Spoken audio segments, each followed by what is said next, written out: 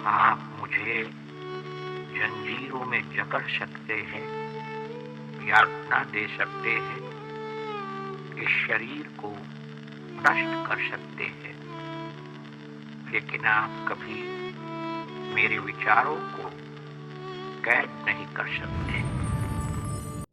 प्रतिवर्ष हम 2 अक्टूबर को देश के राष्ट्रपिता महात्मा गांधी जी का जन्मदिन बड़े ही धूमधाम से मनाते हैं। आज वो हमारे बीच नहीं है, लेकिन हम उन्हें पूरे दिल से याद करते हैं। उनके जन्म दिवस को गांधी जयंती के रूप में पूरे देश में ही नहीं बल्कि पूरे विश्व में मनाया जाता है। आपको बता दें कि 15 जून 2007 को संयुक्त राष्ट्र महासभा के द्वारा 2 अक्टूबर को अंतर्राष्ट्रीय अहिंसा दिवस के रूप में मनाने की घोषणा की गई थी। इस विशेष दिन को देश में राष्ट्रीय अवकाश भी मनाया जाता है। आज के दिन बापू शांति, अहिंसा और सच्चाई के रूप में याद किए जाते हैं। हर साल 2 अक्टूबर को हम पूरे हर्षोल्लास के साथ गांधी जयंती मनाते हैं। इस दिन सरकारी अधिकारियों द्वारा दिल्ली के राजघाट पर तैयारियां की जाती हैं। राजघाट महात्मा गांधी का समाधि स्थल है। इस दिन राजघाट के समाधि स्थल को फूलों से सजाया जाता है और देश के सभी नेता राजघाट पर आकर देश के राष्ट्रपिता को श्रद्धांजलि देते हैं।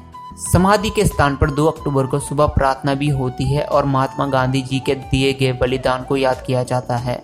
देश को आज़ादी दिलाने के अनोखे तरीके को भी याद किया जाता है, क्योंकि बापू ने हमेशा अहिंसा का रास्ता चुना और अहिंसा का रास्ता चुनने की सीख दी।